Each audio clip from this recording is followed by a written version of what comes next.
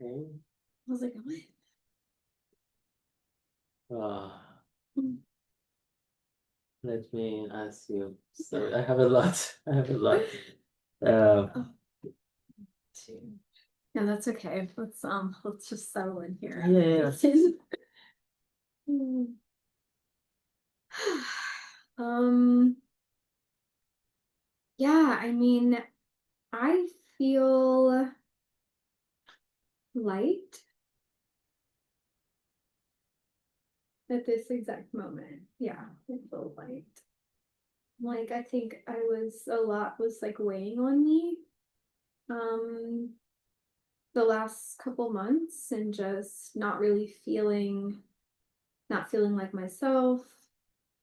And so, and like, there's just a lot in my life that was not quite aligning, and I was trying to make it all work, and it just didn't. And now that I'm starting to like really focus on myself and taking care of myself and looking at what it is that I want and need, it's been it's been so far good. Like I feel that kind of weight lifted, and hopefully that leads to me having more energy and just feeling better. Because it's been hard with like my health and stuff. Yeah, thanks for sharing. So despite all of that, you did a lot. Very impressive that you can feel that way and you created so much with Insights Out. Last couple months, I think we did a lot. Mhm. Um, and yeah, thanks for sharing. That's glad you have this awareness that you can see how things are going and then you take care of yourself. Because I think it's part of this journey. There's a lot of too many things happening and a lot of ups and downs. And what makes a difference is uh, for us to be aware of it and then take care of ourselves so we can do it in a sustainable long term. And I think that's one of the main things is the burnout for especially for founders and here in San Francisco. And the main reason is that is I think that's resilience to be able to that's why emotional awareness creates resilience because then we can see how things are going. Like, okay, I need a space. Otherwise, I need to take much longer break. And yeah, And it was really, I was telling you about this earlier, but it was really in doing this work and it was listening to my emotions that was finally like where the clarity came, where I was like, oh, if I had been kind of repressing them or not really like not tuning in, and that was causing or that was trying to show me that there was misalignment and I wasn't listening and it was coming out and like all of these it was still showing up in all these ways. And so doing this work and having these events and especially on anger last week where we explored anger as this protector and this messenger of like helping us recognize when our needs aren't being met or our boundaries or values are being challenged or something has gone like unsolved here. And for me, that was just such a big learning point that I was like immediately able to recognize what my emotions had been telling me all along. And that was the turning point that I needed. no, it's so nice to see our work is seeing the result of our work on ourselves. Yeah,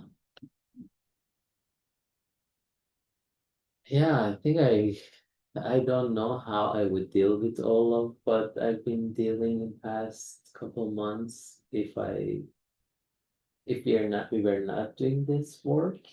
It scares me, like the level of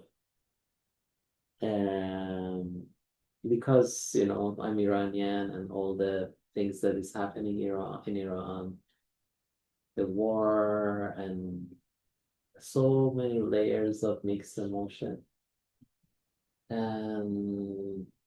It's a lot. Like it's a lot, and it's not ending. It's just continuously being with that.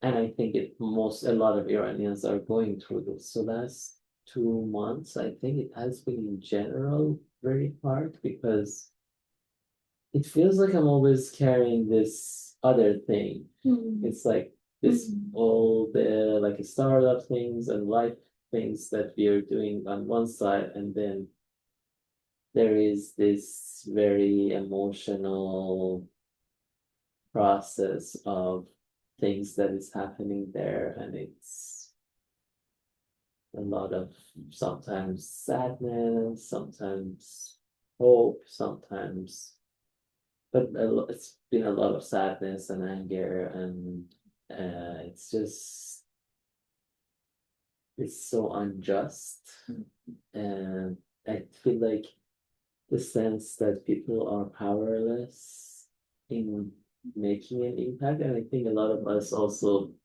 in general, that's how we feel about politics. That makes it feels just unfair. Like why this should happen to people who are a lot of them are very kind, compassionate people.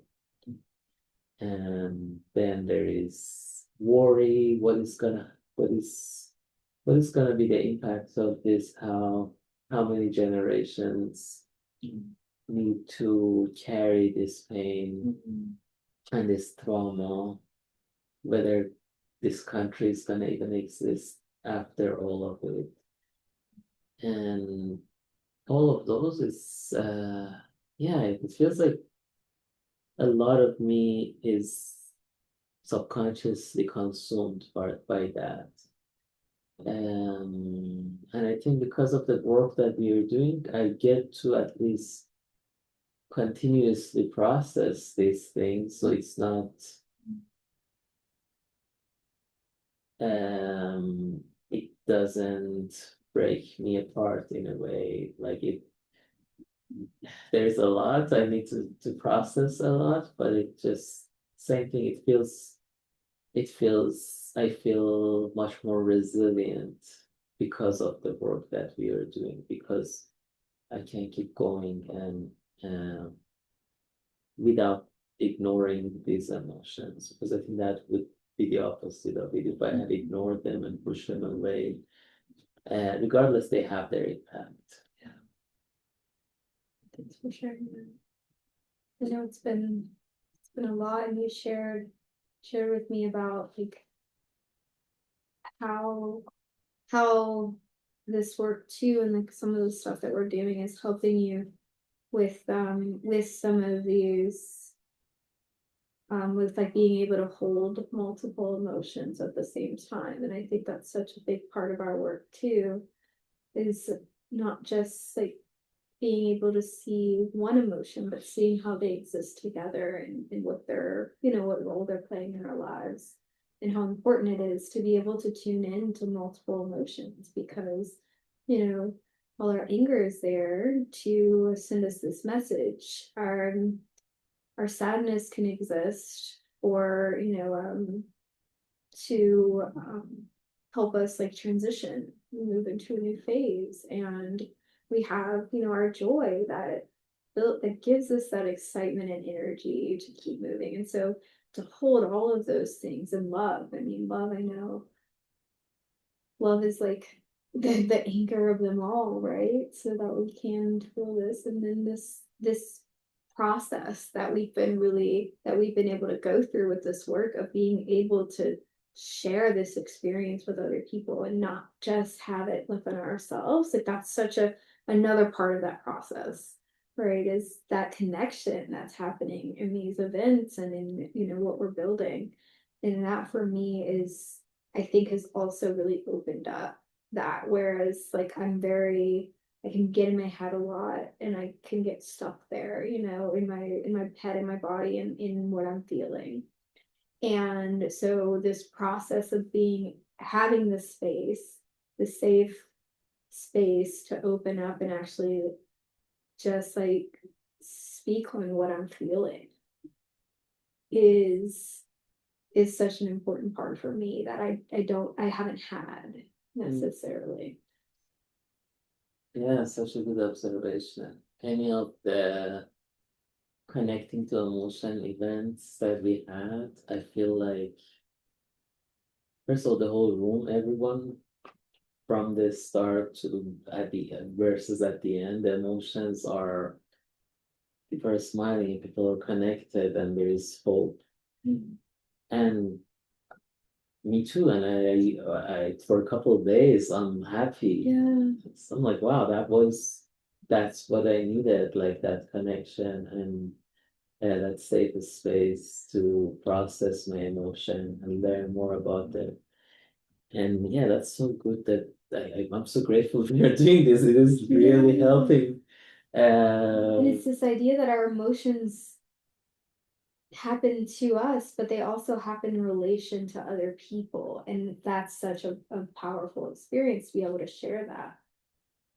yes, I think that's something that actually that's the magic of it is the other people because it is, yeah, it is, there's so many ways to process it ourselves and learn more about it, and even with a therapist, which is some of that, because there is a connection with this person that hold it.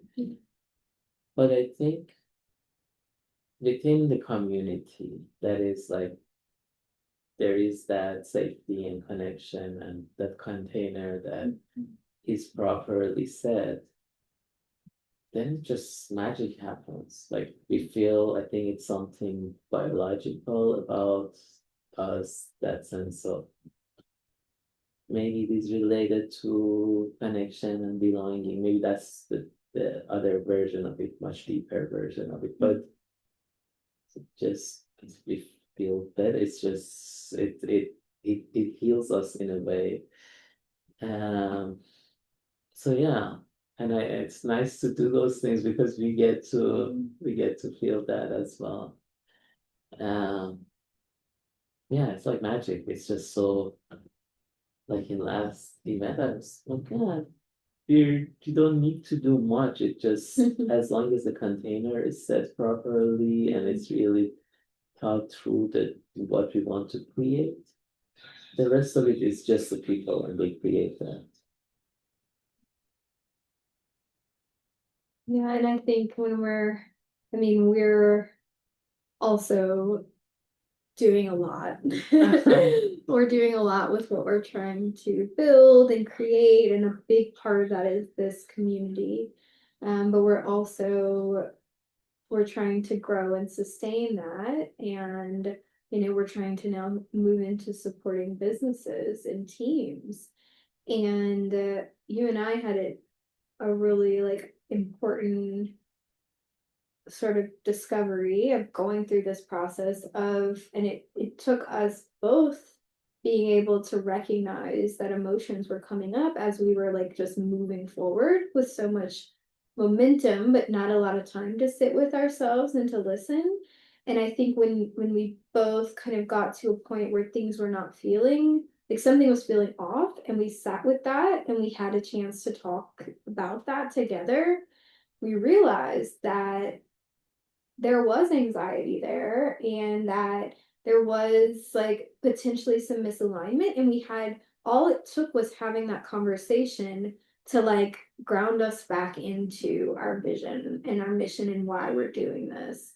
And if we hadn't done that, if we hadn't took the time to recognize what was coming up for us and be able to explore that together, we would probably still be in go mode, and not we wouldn't have had that shift where we were able to get back aligned in order to even do more impactful work.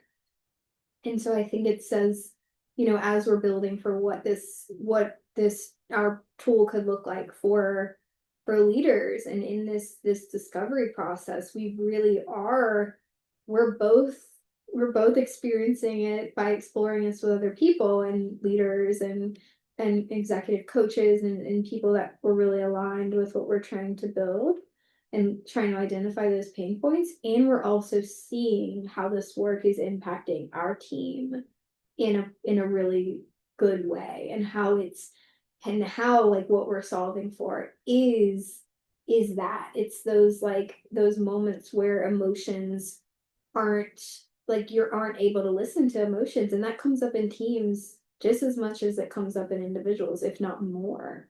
And so if we can give people that insight into what emotions are surfacing for teams going, as you're trying to grow your company, and when things are chaotic, that can really ground you in a lot, and can get you and can really like avoid what could come if you don't, which could be a number of things. It could be going in the wrong direction, of spending a lot of money that didn't need to be spent because you didn't stop to actually listen and see and witness the emotions of your teams that are coming up. It could be in like keeping employees, all of these things. So yeah, I mean, I'm excited to get into that discovery process to really start nailing down like what it is that what type of impact that this work could have for companies.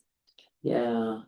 First of all, yeah, I think if we haven't done that, we haven't had that emotional awareness, us as leaders, to communicate to the challenges as co-founders. Probably, I'm pretty sure we were in a complete different path. I think we had, I don't think we would have a fight, but probably things that hadn't, like, we had to stop. They're like, okay, I guess this thing doesn't work. Yeah. Uh, because a lot of those, we had several of those talks that always it leads to a creative solution coming up and creating realignment. Mm-hmm. And I think that's something that I think we are, I feel lucky that I'm working with you, that we had to a level of it since the beginning Yes. in our communication, because we were passionate about this, and we had done some work. And then same thing for our team, like we wouldn't have a team at this point if that culture wasn't built, or that process. We haven't created those conversations. Yeah, it's our foundation. We set that foundation Yeah. for that emotional awareness and understanding. Yeah, and it's just so refreshing. Like even our team meetings, I come in like this Mondays we have the planning, and I came in and I was so emotionally, like I was the about the war in Iran. I had a lot. I didn't even want to talk. And first of all, it was so safe that I shared what I'm going through. And I was there. When we left that meeting, I was like, wow, I feel so much better now just through going, because our team has built that skill to be without each other's emotions, and they're comfortable with it, and we can listen, and that's what I needed. So I can imagine if this was an organization that I was working for that didn't have that capability, I had to hold this to myself, pretend on top of it, and I couldn't. At some point things are gonna fall apart. Versus this team is really helping me, and versus me not needing to be okay that, hey, this share that first feeling what I'm going through, being able to say, okay, I'm really overwhelmed, and I'm sad, and I'm angry because of what is happening in Iran, and it's hard for me to be present, and then also feel safe to share with everyone. And because I knowing that these people understand emotions, and they're not gonna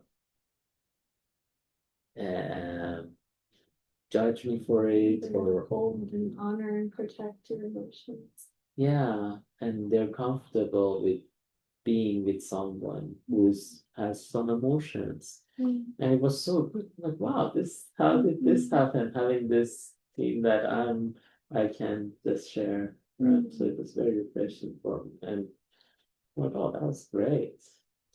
Yeah, I think for me, I was also dealing with a lot of heaviness during that meeting, so it was good to just name that. I did I think there is, because we talk about this and we talk about, yeah, we have the space to be able to share what we're feeling, what we're going through. And I think that can be handled with is like there's also the sense of like you are still, it's not, we're not saying share all your everything about yourself with us, and that's how we are a good cohesive team. We're saying that there is room for your feelings here, and we can hold those, we can share in these together, we can just give you a space to feel heard, and what you choose to say out loud doesn't matter as much as just having the space to be able to feel. And I think for me in that space, I was feeling a lot, and to just be able to say that I'm feeling a lot of things right now that are really hard. I didn't feel the need to share what I was actually going through. And I like having that, I still felt like that was enough, and that people were still able to support me in sharing that without needing to know. So I think there's levels of like having this emotional awareness and understanding does not equate to you have to share all of your personal details. You get to choose. That is yours to choose. But you're safe here, is such a beautiful thing, because I knew that I could share that I was dealing with some stuff and be heard, and also that gave people the space to have that, to now work with me with that understanding that there's something happening here as well. And so there is more room and space to like, to adjust if I needed. And Yeah. A lot of time, first of all, it's important to see what, as much as we feel comfortable to share. And also a lot of time, those are the contexts of what happened. exactly, It's just, hey, this is how I feel. And also I think the other thing is because we're not talking about emotions the whole meeting, it's just we have this Yeah. clear space that we get present how we feel, and that's how we get connected. And then once we go through the meeting and need to work together and co-create, there is we start from that grounded, connected place together. Which is so important, because if there was heaviness, there was in you could feel it in the room, and that's because we spent this time and care together. But if we had just, this thing is so sorry for making y'all dizzy. I think if we had just tried to move straight into getting work done, that's the thing about emotions, right? They still exist and they have a lot more power when you don't, when like they're not being listened to or honored in that way. And part of honoring them is to be able to share that with others and have them like trust people to sit with them, and vice versa, be that holder for them as well. And so setting the container for that in the beginning, and then moving from that space of like, now we honor our emotions, we've taken the time to listen to them and share and connect, and then we can like the just like you said, like it opens up this creativity, it opens up this sense of productivity, and we usually leave the meetings feeling more empowered and more ready to tackle whatever it is than we did when we started. Yeah, always. Always. It's so good. There's I've been in so many team meetings that have been like, why am I here? Nothing applies to me. And obviously, the more we grow, that stuff will show up. But because this is such an important sort of even ritual that we do with our teams, we don't we're not having that sense of like ready for this to be done. I mean, if anything, like it ends up lasting longer than it should sometimes. So why Zoom? Why are we jumping around like this? But yeah, yeah. Um, yeah, it's such a cool thing. Do you think this is possible to do this in all organizations to have this? I really do. I really do. It's not taking, like, it's not much of, like, I don't think it's taking anything away, and it creates It so only much more. gives, yeah. It only gives, and you know, and but it is a foundation that you have to build toward. You don't just show up one day and say, okay, share exactly how you're feeling, you know. We worked very hard to create Yeah, that. And so that's such an so it is a process. But I am hoping that with the work that we're doing, that we can help people set that foundation for their teams. yeah, This is one of those in I think this is one of the results of that and putting it into practice. yeah, it makes sense. It's so interesting because it's really, as you say, it's very generative. Like, as we do that meeting, after that, we have a lot of time meetings take thing, like Yeah. we have less energy and less time. That's normal. Like, Yeah. you spend like 2 hours there in a meeting, and at the end you're like, oh, okay, now I need to work, but I'm tired.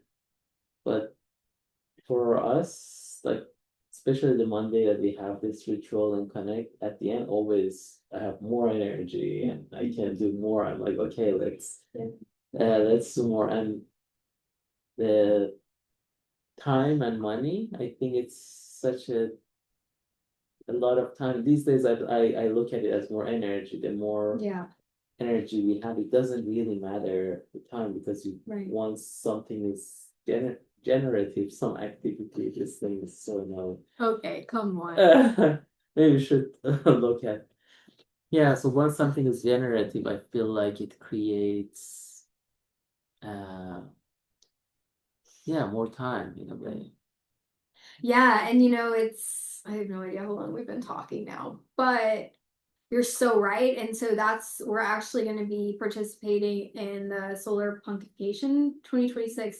And so it's a difficult word to say, honestly. And I didn't know that much about like what solar punk is, but it's such a big this is a big community here. And it's all about how we're building these regenerative futures that can sustain us and that we can give back to in from technology to arts to health to all of these things that we're building here. And so like having San Francisco be a hub for these conversations is really important. And the question that we're leading with is what can you generate when you connect with emotion? Mm, That's the question, and that's what we're yeah, that's so that we're gonna be there on Saturday night from 8 to 10:30. It's late, but it'll be a full day of building these idea and of like ideating, of imagining, of connecting. And so we really hope to be this kind of hub for setting that emotional awareness as this grounding and infrastructure to be able to build these regenerative futures and generate these ideas and build and create. But you need that grounding, right? And so we're hoping to be able to support everyone who's doing this important work to really drop down, look at, like be able to witness your own emotions and other people and sit with other people and hold their emotions and explore that together. So I'm really excited about that event. It's a great it's like taking our connecting with emotion events and it's bringing it into the regenerative future solar punk space in such a I think like I'm so excited about what's going to be generated, what that answer to that question is going to be. yeah, I think that question is the key. I love that. I Yeah, love that so I question. love that you said that it's generative because it is. It truly is. Yeah. And we have other events. I don't know when I'm going to post this, but we are doing a series of emotions at work on every first Thursday. Yeah. And so that is specifically for founders, leaders, heads of teams, heads of people to explore what emotions are surfacing for them around their company and around what they're trying to build. So it's similar, it's like what are we generating when we can really connect with emotion first and explore that together. Did you want to add anything? No, we're building a real community, like that's what we're doing, a real community of people who are more connected to their emotion, want to learn about emotions and want to see the impact of that in their own personal life, at their work. But it is very special to see the impact as we're building this community on people. It's truly amazing. And then of course we have our connecting with emotion community, which we're continuing to build and grow, where where we have these spaces for people to do just that, to connect with each other, and we focus on a different emotion every month, and we plan to really expand that into just building more of these like learning opportunities and both like learning and putting it into practice. So we're excited about that. Yeah. Anything? No, that's it. Well, we invite you to join us and just do this, keep going, right? Yeah. For another week. All right, thanks for listening.